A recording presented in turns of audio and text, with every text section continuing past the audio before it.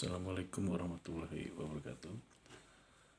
Di semester 3 ini kita akan eh, menjumpai mata kuliah manajemen sumber daya manusia yang merupakan rangkaian seri mata kuliah manajemen.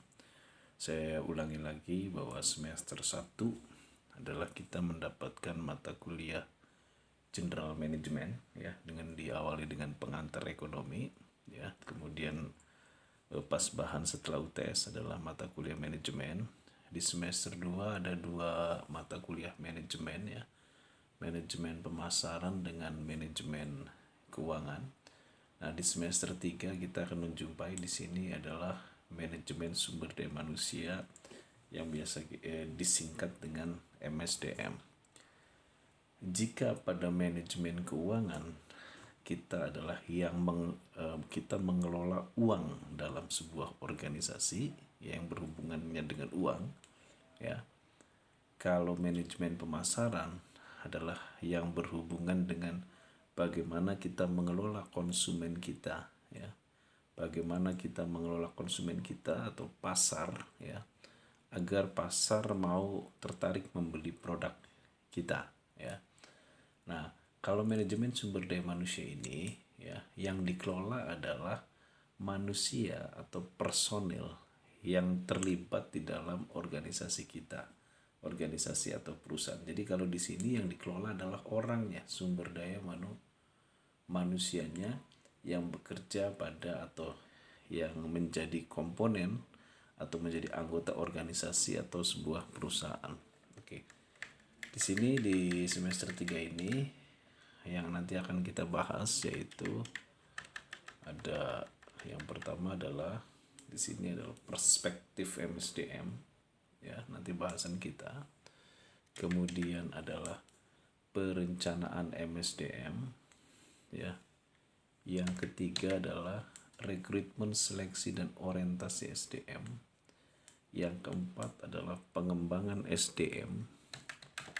Yang kelima adalah pengembangan karir ya. Terus yang ketujuh adalah masalah kompensasi ya. Yang kedelapan kita akan membahas mengenai penilaian kerja. Anda perhatikan dari seluruh bab ini adalah kita membahas bagaimana mengelola SDM ya, sumber daya manusia yang terlibat di dalam organisasi kita. Jadi yang kita bahas adalah MSDM-nya. Oke. Kita masuk saja untuk pertemuan daring hari ini, yaitu kita masuk ke judul perspektif MSDM. Nanti silakan Anda bisa share ya, biar nanti koordinator kelas nanti akan membagikan materi ini ya, baik kelas A maupun kelas B ya, di semester 3 ini. Oke, kita bahas yang pertama adalah perspektif manajemen sumber daya manusia. Oke. Sebelum membahas definisi manajemen SDM, terlebih dahulu kita mendefinisikan ada dua kata di sini, yaitu manajemen dan sumber daya manusia. Kalau kita artikan, manajemen melakukan suatu pekerjaan melalui orang lain untuk mencapai tujuan organisasi melalui proses perencanaan, organizing, leading ya, pengendalian waktu semester 1 itu ya. Nah, ini adalah intinya adalah mengelola ya, dari perencanaan sampai pengendalian ya. Dalam kegiatan mengelola ilmu timbul siapa yang mengatur, mengapa harus diatur, dan apa tujuan pengaturan tersebut ya. Oke, jadi di sini kalau kita rumuskan pengertian MSDM itu adalah ya. Nah, ini kalau kita lihat ininya, pengertian manajemen sumber daya manusia itu, kalau kita lihat definisinya, suatu kegiatan mengelola manajemen itu bagaimana mendayagunakan ya. Mendayagunakan itu artinya menggerakkan ya, atau bagaimana mengembangkan, kemudian bagaimana kita melakukan penilaian, dan kita nanti akan memberikan kompensasi bagi manusia. Manusia itu adalah bisa pekerja atau anggota organisasi yang bekerja pada perusahaan kita atau organisasi kita sebagai individu anggota organisasi. Jadi kita lihat di sini kita mengelola apa? Yaitu mengelola manusia di sini sebagai individu anggota organisasi. Jadi kita mengelola manusia yang bekerja pada kita, ya, yang menjadi bagian daripada di organisasi di kita. Mengelolanya itu nanti kita bagaimana mendayagunakan, mengembangkan, memberikan penilaian sampai memberi balas jasa. Mungkin kalau dalam perusahaan profit berupa kompensasi, ya, apakah itu gaji, insentif dan sebagainya. Nanti untuk kompensasi nanti kita bahas ke bab khusus. Oke. Manajemen sumber manusia di sini juga mendesain sistem perencanaan, ya, bagaimana menyusun karyawan, bagaimana mengelola karir, bagaimana evaluasi kinerja sampai pembayaran kompensasi. Ini sesuai dengan daftar isi di atas, ya. Jadi nanti itu yang nanti akan kita pelajari. Oke. Hari ini kita akan membahas masalah sejarah MSD, manajemen sumber daya manusia itu. Oke. Pekerja itu beda dengan budak, ya. Kalau perbudakan itu dia mengeluarkan tenaga dan kita tidak membayar kompensasi apapun terhadap perbudakan. Tetapi kalau tenaga kerja itu adalah dia memberikan skill tenaga kerja dan kita memberikan kompensasi. Kompensasinya itu bisa upah, bisa gaji dan tunjangan dan sebagainya. Makanya sejarah MSDM itu kita mulai hubungan antara pekerja dengan pemilik perusahaan atau pekerja dengan pimpinan perusahaan. Jadi bukan perusahaan dengan budak, bukan. Karena itu tidak masuk dalam ranah tenaga kerja, itu perbudakan. Nah, sejarah MSDM yang kita bahas itu adalah bagaimana di sini hubungan antara perusahaan atau pimpinan perusahaan dengan pekerjanya. Oke. Di sini kita akan bahas yaitu bagaimana hubungan antara pekerja dengan perusahaan, yaitu pada masa periode pengrajin, ya. Periode ini kira-kira tahun 1600 sampai 1700. Berarti ini belum diketemukan mesin uap, ya. Belum adanya mesin, ya. Berarti tenaga kerja ini masih full menggunakan tenaga manusia atau mungkin tenaga hewan di sini, ya. Nah, di sini diarahkan untuk sistem pengrajin, craft system. Jadi pada di era periode ini, ya, produksi itu dihasilkan oleh sekelompok pekerja dalam sebuah ruang kerja yang sifatnya rumah, ya, atau kita sebut home industry. Jadi waktu itu belum ada pekerja pabrik-pabrik besar, belum ada. Misal begini, untuk membuat sebuah sepatu misalkan kayak di Italia, misalkan membuat sepatu itu dia membutuhkan berapa tenaga kerja, misalkan satu sepatu satu tenaga kerja. Di era ini produktivitas masih rendah, ya. Ya, di sini cirinya era ini adalah yang pertama adalah proses produksi masih menggunakan tenaga manusia. Itu cirinya, ya. Proses produksi masih menggunakan tenaga manusia. Maaf, ada tulisan yang ini, ya. Proses produksi masih menggunakan tenaga manusia. Jadi belum diketemukan mesin. Apa efeknya? Efeknya adalah produktivitas dan kapasitas, ya. Produktivitas dan kapasitas. Ini masih tulisannya karena beda sistem, maaf. Ya.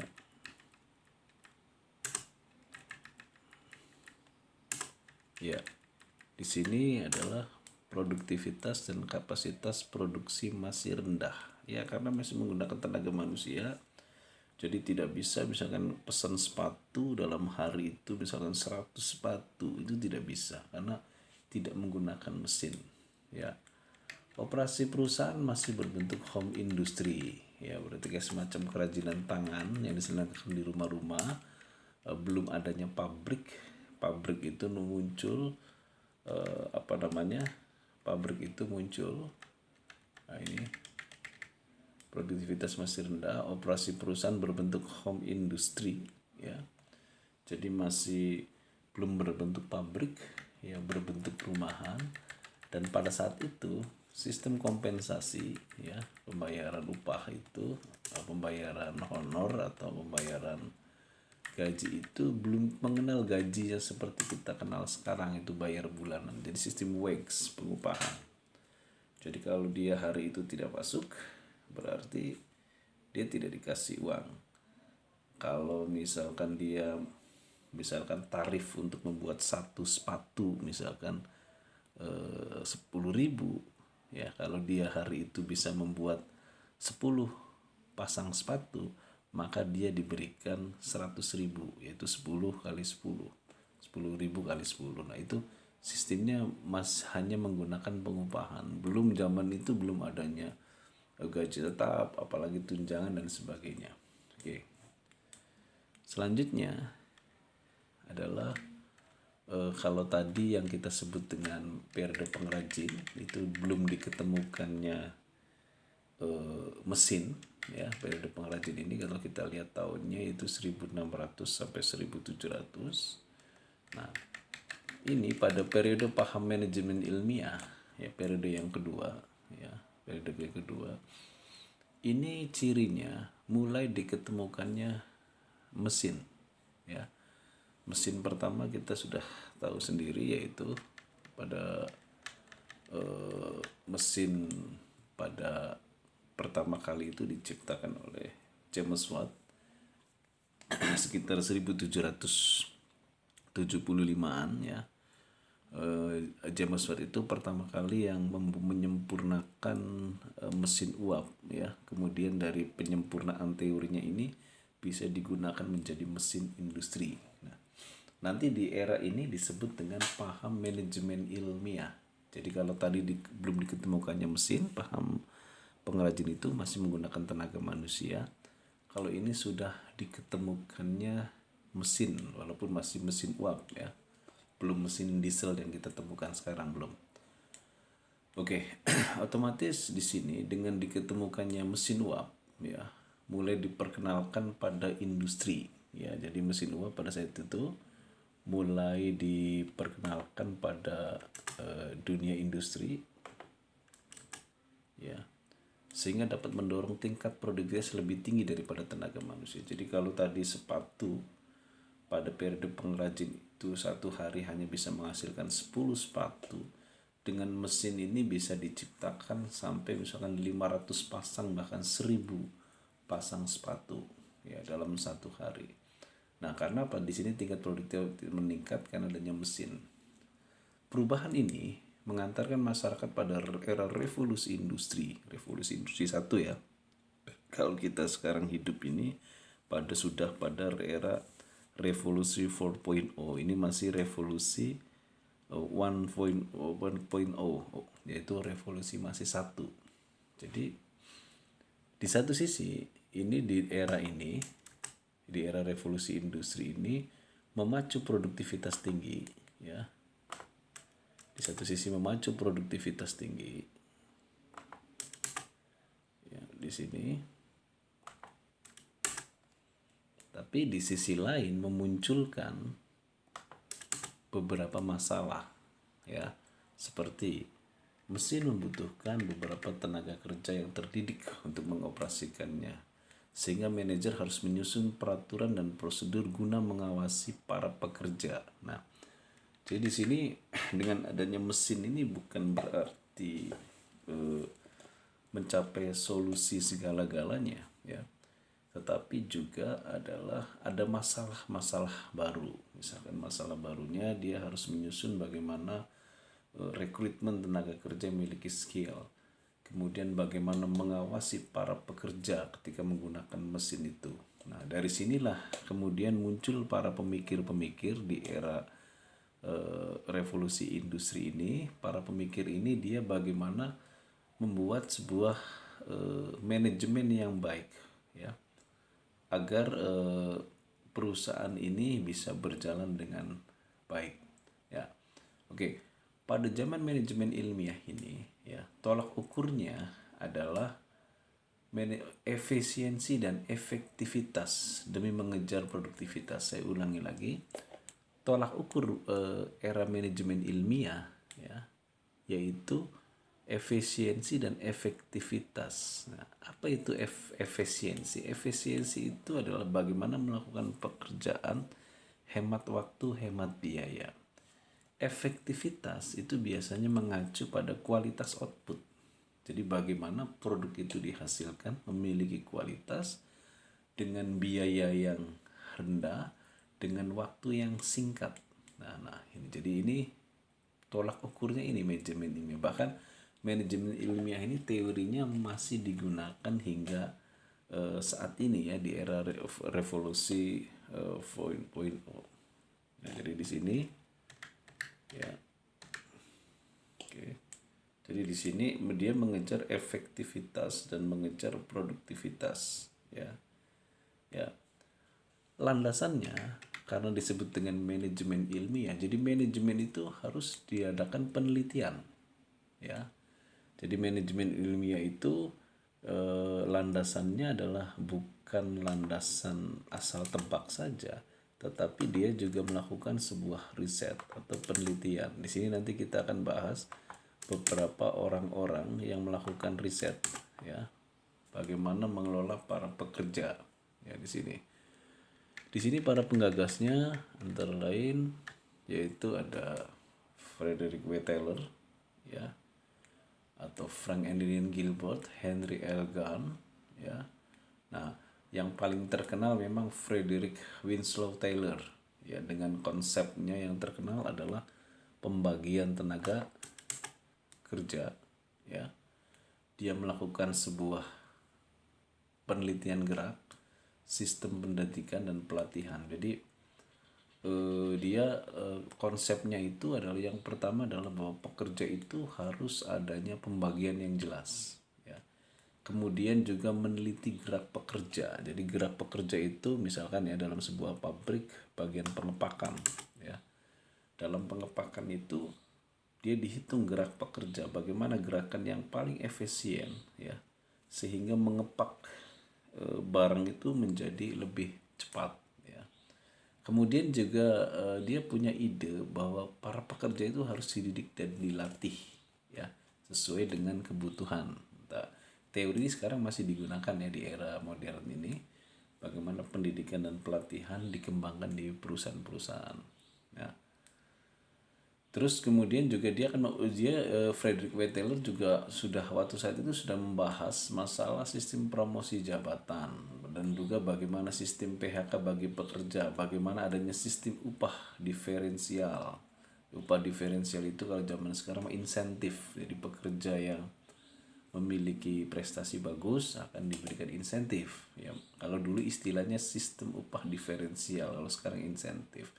Juga pekerja bagaimana diberi bonus apabila pekerja itu dia sudah mencapai standar ya, dan juga bagaimana sanksi untuk para pekerja. Nah, jadi ciri manajemen ilmiah ini ada beberapa ciri ya. Ya, kalau tadi ciri apa namanya? Ya. Kalau ciri ciri era pengrajin tadi adalah dengan menggunakan tenaga manusia, produktivitas masih rendah. Ciri-cirinya di sini yaitu penggunaan mesin dalam proses produksi, karena waktu itu sudah ditemukan mesin uap.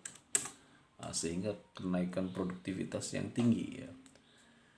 Kapasitas produksi jelas tinggi ya, karena menggunakan mesin. Jadi kalau menggunakan manusia sangat sedikit sekali dihasilkan per harinya produk itu, tapi dengan mesin kapasitas menjadi meningkat. Itu ciri manajemen ilmiah. Kemudian penggunaan metode ya. Di sini penggunaan metode-metode ilmiah, jadi harus menggunakan riset. Jadi, sampai gerak pekerja pun diriset di sini ya.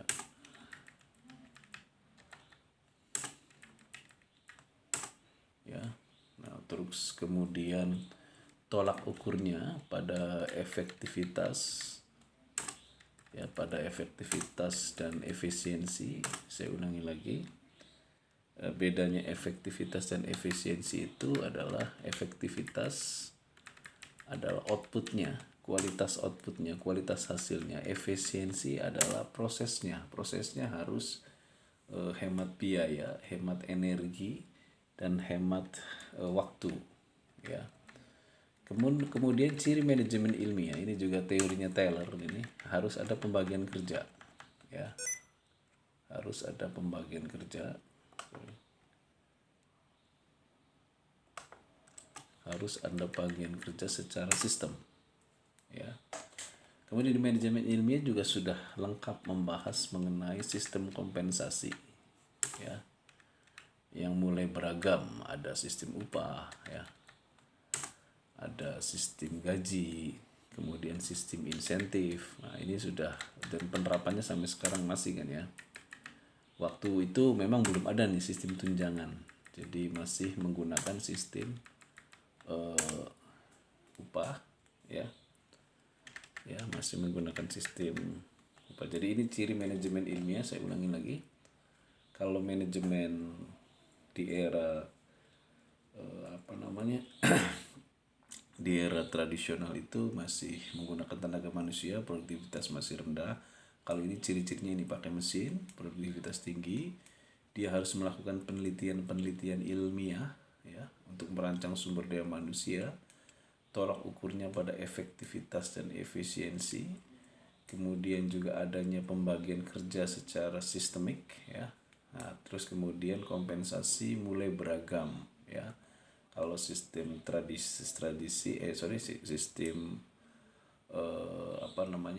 pengrajin tadi masih menggunakan sistem upah. Kalau di manajemen ilmiah itu mulai ada gaji, insentif, ya, upah, sudah mulai lengkap, ya. Mungkin kuliah manajemen sumber daya manusia untuk hari ini sampai di sini dulu. Nanti kita lanjutkan pada minggu depan, yaitu mengenai, kalau jadi kita sudah dalam sejarah itu sudah baru 2 faham, ya. Yang pertama adalah faham ini di atas, pengrajin. Terus kemudian periode paham manajemen ilmiah. Nah, nanti pertemuan daring ke depan adalah periode paham hubungan antar manusia, ya. Sampai di sini dulu perkuliahan dari ini. Wabillahi taufiq wal hidayah. Wassalamualaikum warahmatullahi wabarakatuh.